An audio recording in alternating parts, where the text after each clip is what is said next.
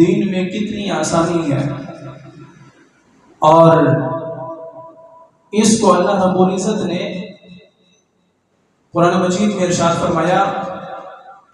یرید اللہ بکم اليسر ولا یرید بکم العسر، کہ اللہ رب العزت تمہارے ساتھ آسانی کا ارادہ فرماتا ہے، اللہ تمہارے لیے آسانیاں چاہتا ہے، ولا یرید بکم العسر، اللہ رب العزت تمہارے لیے تنگی کا ارادہ نہیں فرماتا، تمہیں مشکلات میں مبتلا کرنا، تمہارے لیے تنگی پیدا کرنا اللہ کا یہ ارادہ نہیں ہے، اللہ کی یہ مشیت ہی نہیں ہے۔ اللہ تمہارے لیے آسانیاں فرما رہا ہے اور آسانی کا ہی ارادہ فرماتا ہے۔ قرآن مجید فرقان حمید کی تلاوت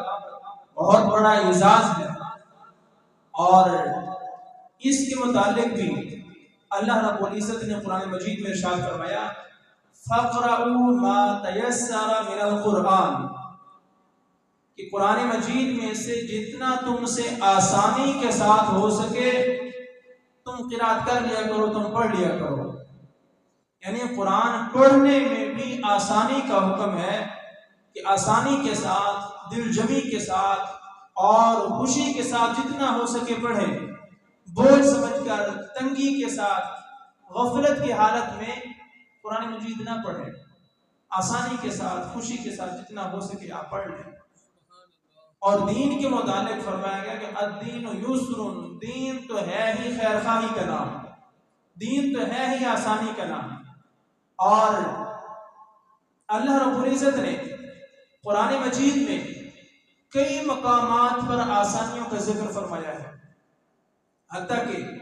آپ جانتے ہیں کہ روزے کے متعلق احکام کے نزول سے پہلے سابقہ حکم شریعتوں کا یہی تھا کہ افطاری جو ہے نماز مغرب کے بعد آپ افطاری کریں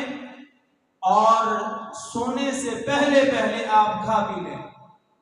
کیونکہ پہلے سحری کا اہتمام نہیں ہوا کرتا تھا، صرف افطاری ہی ہوتی تھی، اسی ٹائم کھانا کھانا ہے اور جیسے ہی آپ سوئیں گے آپ کا اگلا روزہ شروع ہو جائے گا۔ لیکن ایک حضور کے غلام ہیں، صحابی ہیں، دن بھر کے تھکے ہارے گھر آئے ہیں اور روزہ افطار کیا ہے، گھر والی سے کھانے کا مطالبہ کیا ہے،